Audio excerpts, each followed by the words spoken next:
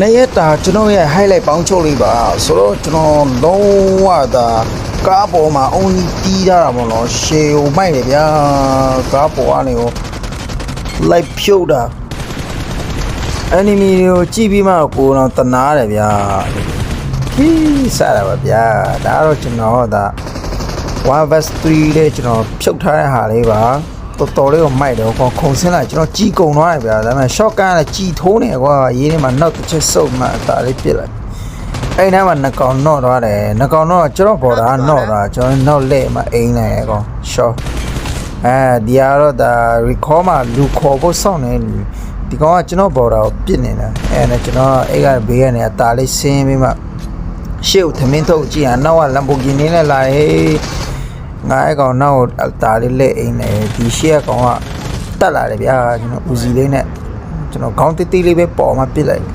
ရှေ့ကောင်ကျွန်တော်စောင့်နေတာရှေ့ကောင်ကပေချင်းပြန်လာမယ်ဆိုတာစောင့်နေပြန်ဆမ်းမင်းငါရှေ့မှာနေအဲ့လိုပြန်လို့ရတာချက်ပဲပြစ်ပေးတယ်ကဲဒါတော့ live မှာပါတာလေးပဲစိတ်ညီညီလေးပဲထားပြီးမှတကောင်ကြီးကောင်အဲ့လေဒါတော့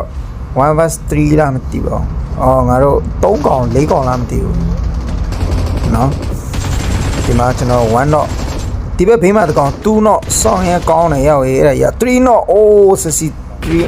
စီတွေးနေတွေ့လား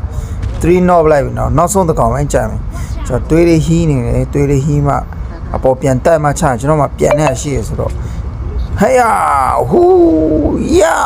ဟောကောင်လူကေတော့ပြီးတော့မယ် what the day ကောင်းလိုက်လားဒါတော့တကောင်တော့တယ်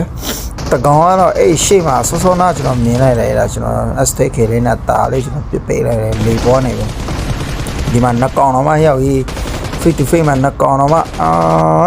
တော်သေးရရောက်